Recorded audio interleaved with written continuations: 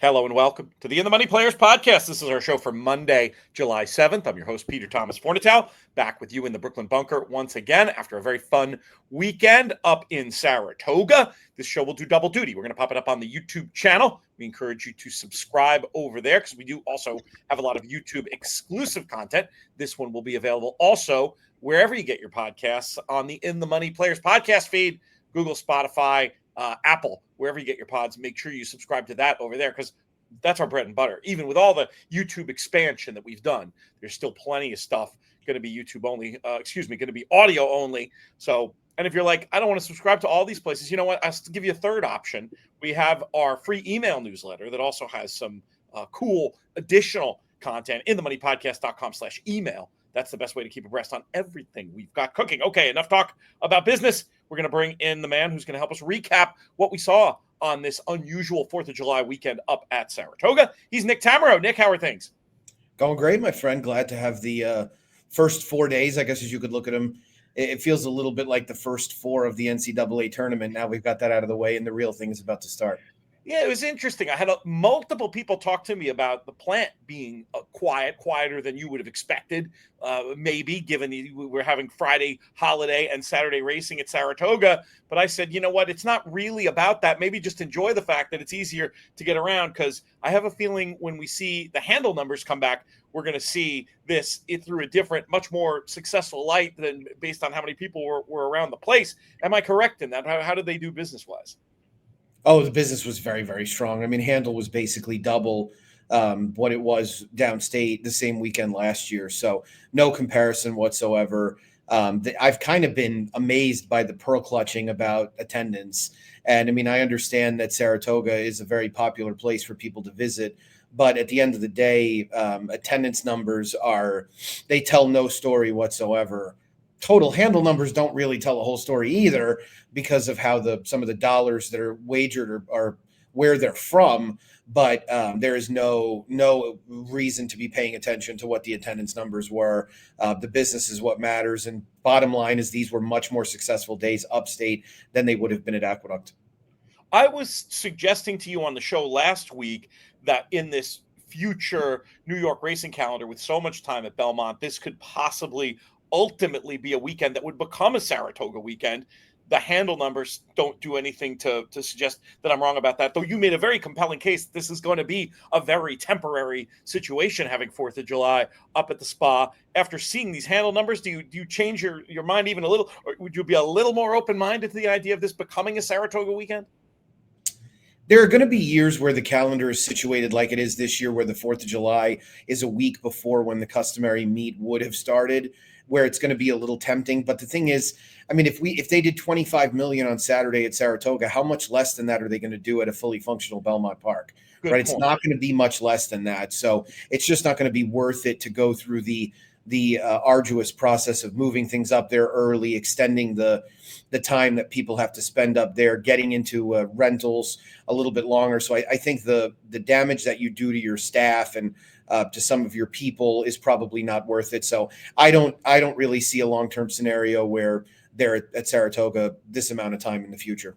I think just one more thing on the attendance. I do feel like, and you're right, and I don't mean to keep pushing this, but if it were a regular weekend up there, I think ultimately people, 4th of July weekend, I feel like is a real creatures of habit weekend. People have the things they're doing.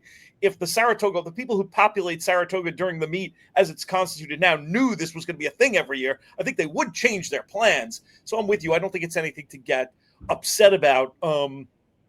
In terms of the attendance being maybe less than what one would have guessed it would have been. Ultimately, it doesn't matter. I do think there's an interesting question at some point. We don't have time on this show, but I'll put the bug in your ear and we'll pick it up later. I do sometimes think there are more things generally could be done by racetracks, and I pretty much mean this everywhere, to promote more of a show on course. That kind of thing that you could get people, it's a real contrast I see with England and Ireland racing and the US. We're so focused on these stretched out cards, and I get it, trying to get every dollar of simulcast handle from every corner of the country. But there is something just generally at Saratoga that bums me out about seeing so many people leave at 5 o'clock before the big races have happened, because I get it from their point of view. Like, hey, we just spent 4 hours at the track. Now we want to go and do our other things. At some point, we'll have a conversation about if there's some way to try to make the on-track experience a little bit more like going to a sporting event or something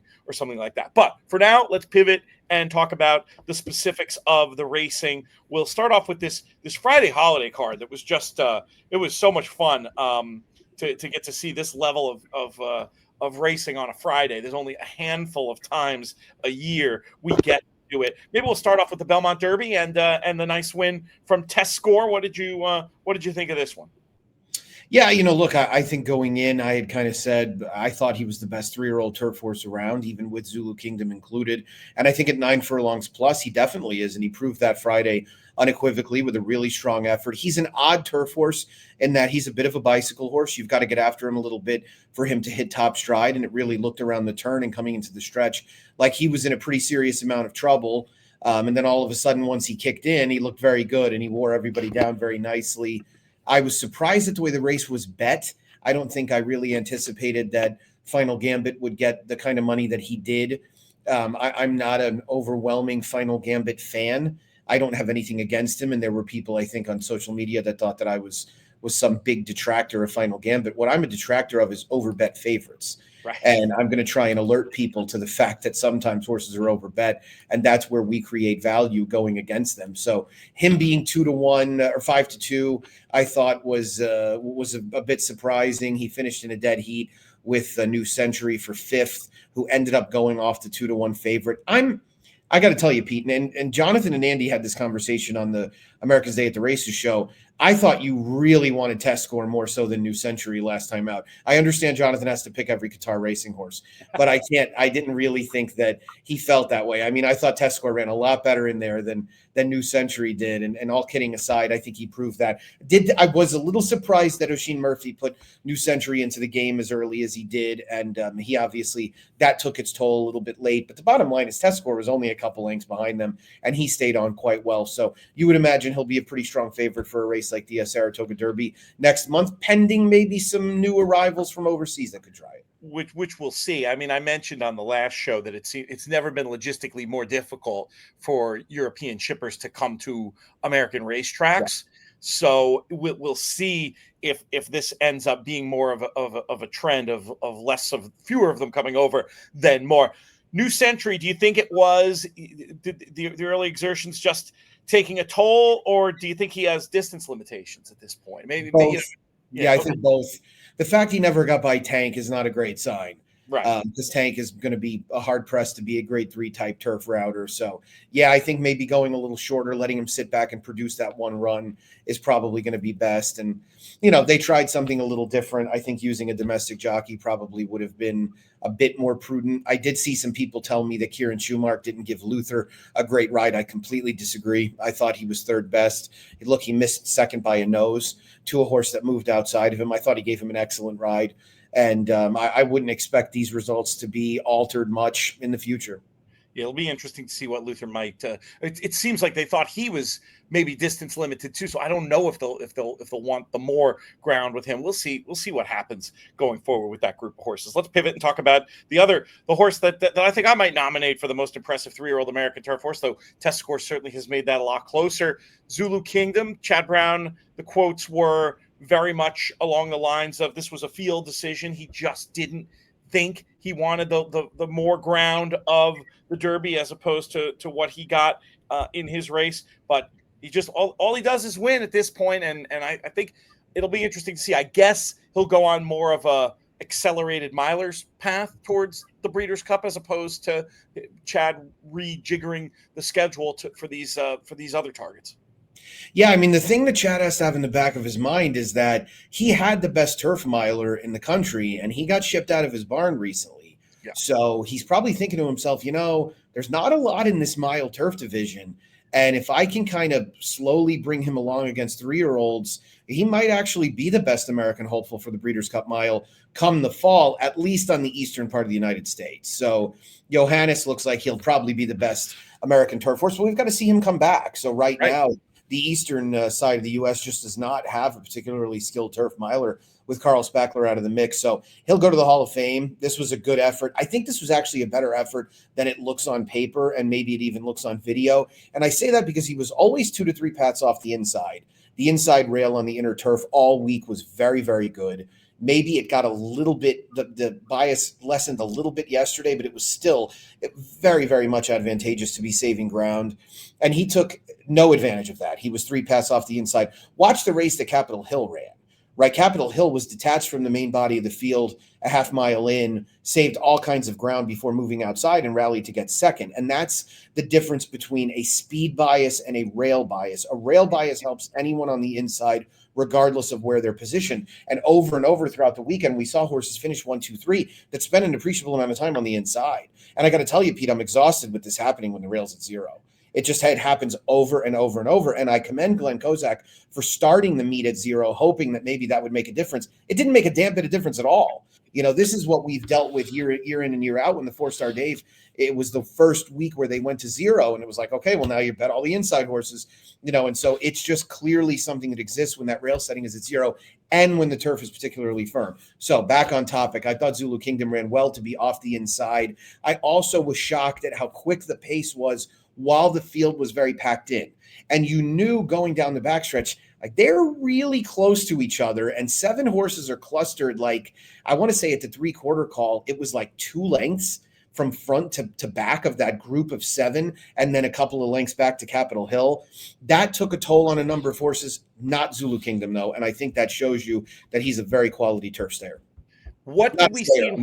Myler, what did we see in terms of figures for? I saw test score had a 90. I didn't see a Zulu Kingdom figure. I'm curious if you he got a 85. So he was a little on the slower end. I think part of the issue there is that they didn't come home. I mean, they came home in 22.67. So it's not like they were walking. I think that the Beyer team was a little bit more unforgiving of the way they finished up. Because the par on that race is in the 90s. And there were a lot of horses in there that hadn't run particularly fast. I'll be honest with you. I think that has more to do with those horses' older figures being too low than this figure being a little too low. I think this figure probably should be higher. And I would be more inclined to take a look at the Timeform US figure because of the possibility that this pace was particularly strong. And that's very interesting. And of course, with turf racing, final time figures, while still mattering, still something I want to look at. So much of it comes down to late pace, trips, class, and other subtler things, just due to the complex nature of the dynamics of turf racing. We'll look at some other figures that incorporate pace, and we'll evaluate these horses as they come back. As for the excellent observations Nick was making about the way the course played, that's the kind of stuff you're going to find day in, day out in Nick's notebook on the In the Money Plus side. As of now, production meeting in the middle of the show. As of now, the daily picks are going to mainly be on the plus side too, Nick? Yes. Daily picks are going to be on the plus side as of now. Nick's notebook every day to the plus subscribers. So, very excited to be bringing that to you. It's great. And people need to check that out. InTheMoneyPodcast.com/plus. You can subscribe just for the month if you're just more of a Saratoga player, but I'd say do the annual. Then you get a lot of extra stuff, including our blown out Breeders' Cup coverage we're going to be having for you anyway. Go check that out, InTheMoneyPodcast.com/plus. Let's talk about the Suburban and Phileas Fogg with a gutsy effort. This figure came back as a 101, looked in deep water there for a second with Antiquarian's late move, but Phileas Fogg just sticks the neck out and gets the job done under an aggressive ride from Kendrick Carmouche. What are your thoughts on this year's Suburban?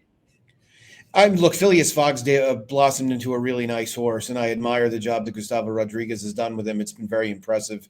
He's a fast horse that takes full advantage of his early speed, and it's hard not to be impressed with him. He really took a step forward in this race, as did Antiquarian, and they'll both be major players for a race like the Jockey Club Gold Cup. They might not quite be Whitney caliber with mind frame and fierceness in Sierra Leone heading there, but these could be horses that are equally effective at 1.25 miles, and maybe that's where things start to separate. I hate that we now have kind of a a group of 1.25 and a group of 1.125 horses in the handicap division. It feels like they're supposed to be a little bit more of one and the same. But yeah, take nothing away from Phileas Fogg, who built on that good effort in the Pimlico Special and got the job done. I mean, to be honest with you, Pete, the story of this race is that to me it looks like Locked is cooked.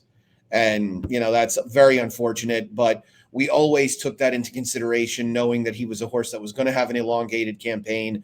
And, I'm not in this to make friends or to say anything inaccurate, but there's a reason why Todd Pletcher's never had a horse of the year. He's gotten close, but his horses generally don't hold up for the entirety of a campaign. And Locked now 4 starts in. The horse that we saw at Santa Anita looks like he is vamoose. So no, not to be had. I hope he comes back. I love Eclipse Thoroughbred Partners. I love the way they campaign their horses. Todd is an all-time great, but we knew what we were getting into with this horse. It was always going to be a bit of a worry. He looked dull in the Ali Sheba. The only excuse for this race is he did spend an appreciable amount of time on the rail, but he just didn't pick up at all. And it's 2 races in a row now where he was spinning his wheels the last 3 furlongs. What did you think about how the rail played generally over the weekend on the dirt? It didn't look like it was a major problem. It looked like there was an edge to being a path off it, which honestly is the standard in New York. Right. So it's nothing, it's nothing. It's kind of the standard nationwide. Yeah. So nothing incredibly problematic to me. It was just one of those where I don't think it got him beat, and he got beat by a distance. So it's not like you could attribute it all to the rail. Yeah, he was beat a long way out. It's an interesting observation. I mean, like basketball coaches or anyone who helps conduct the performance of athletes, people can have different strengths and weaknesses. And Pletcher obviously so good at getting them to peak in big races. I mean, there's a reason why he's won all the grade ones he has, but there might be different philosophies that lead to being able to stretch that out over a longer period of time, on perhaps with the stock that he has not reaching those high highs at the point in the middle. It's an interesting observation, and one I'll admit I hadn't thought too much about, but that's what you get when we get Nick on these airwaves. Lots of food for thought. I'm very curious for your thoughts. Be a huge host fail if we didn't talk about for a minute here the Harvey Pack. Bring the band home. I mean, I made the case on the show. We might be looking at the horse who got the best trip. I did not expect the 109 Beyer speed figure that came back here. First, let's interrogate that figure, and then I'd love to hear your thoughts on the pack. Great to see some of Harvey's family in the winner's circle there. I mean, look, a 4+ length win at 5.5 furlongs. With where this raw number was, the figure looks rock solid, because it even allows for Works for Me to have run a couple of points faster than he did in his perfect trip win, now 2 starts back. So, if anything, if you think Works for Me ran a little bit better than that, then this fig could be 111 or 112. To put it in perspective, the difference between first and second in a 4.25 length margin at 5.5 furlongs is 15 points. That's a tremendous amount, but you just don't win races like this. So he's a horse that's been very good in Saratoga in the past. No great surprise he performed at this level. Javier Castellano won a couple of races wire to wire over the weekend, sprinting on the turf, and obviously is very comfortable on the lead. It's one of the reasons why those of us that have been Javier fans for a long time have gotten annoyed at times with how passive he's become, because he's an excellent front-end rider. And Mark Cassie's horses continue to deliver at Saratoga. It's ironic his biggest entry of the week lost, but otherwise he had some horses run very, very well. That's a good segue to talk about the Belmont Oaks. Did you hear Jonathan's? I don't know if he went as far as he did on TV talking about nitrogen as he did on our airwaves. Do you know the quote I'm referring to here? I can't wait to see your reaction. I hope you haven't heard him say it yet. Coming into the race, I'm cringing already. Coming into the race, he said, in a few years, I think they're going to talk about the great fillies and mares Mark Cassie trained, and they're going to talk about Tepin and nitrogen.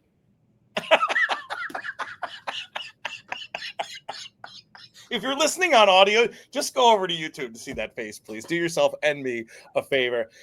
I mean, she didn't run terribly, but she didn't run like an all-time great. She ran like a horse who'd had a lot of tough assignments over the last few months. Something, we talked about trainers and tendencies, not the first time, as well as the Cassie Barnes been going. If I had a criticism sometimes, I mean, and look, I can't come on here and complain that people don't run their horses enough and say, oh, but Mark Cassie maybe runs them a little too much. I can't be intellectually honest in saying that. But when I look at Nitrogen's campaign here, most recently with this 40 cents on the dollar nose loss to Fionn, it it does seem like maybe a reason why she wasn't able to show her absolute best in this spot. But credit to the winner. I mean, Nitrogen was running, but this Fionn, who I underrated coming into the race, just had that burst of late speed you just love to see from turf horses, and I think deserves plenty of credit here. I don't want to take away from the winner, but what did you think of Fionn, Nitrogen, Opulent Restraint, and all the rest? Yeah, I mean, I saw the Fionn race at Churchill as one where you want it totally justified. Me And I too. think people who handicap like we do that want to bet horses that ran against the race flow, we're always going to favor totally justified. And it turns out the Fionn has just really developed.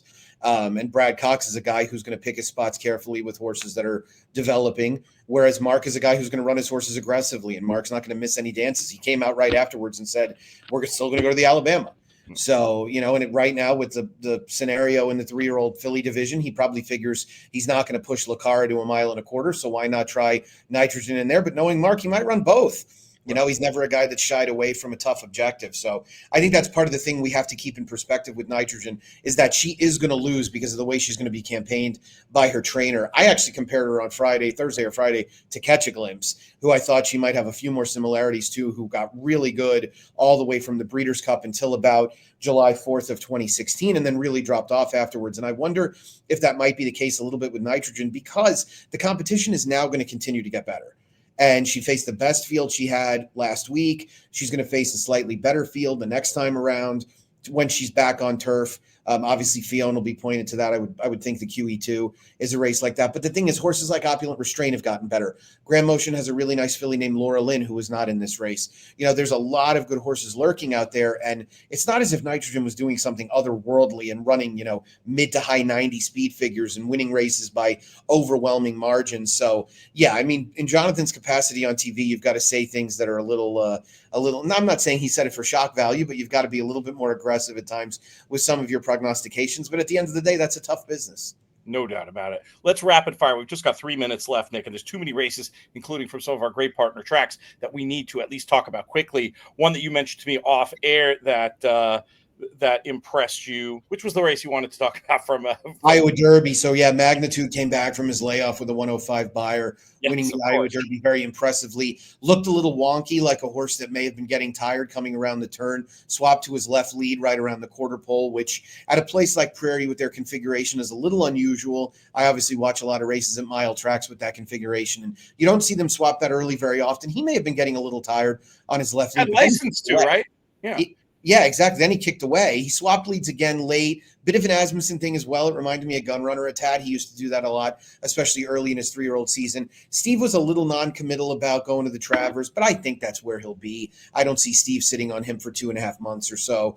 Maybe he goes to West Virginia Derby and then tries the Pennsylvania Derby and lets the heavy heads knock each other out. Because obviously this 3-year-old division's robust. We're potentially looking at a Belmont and Kentucky Derby rematch in the Jim Dandy. It looks like at least 2 of those 3 will be there. That's insane. That's if great. We end up getting that to happen. So we'll see how that shakes out. But yeah, Tip Top Thomas was the other one we were going to touch on. Our friends at Indiana had their big day, and he was victorious in the Indiana Derby, took advantage of a bit of an inside and speed bias and got the job done. Todd Pletcher ruled out the Travers and said he is a horse that he will more than likely run in the Smarty Jones and the Pennsylvania Derby. So Todd taking the backdoor route to the Grade 1 races in the division.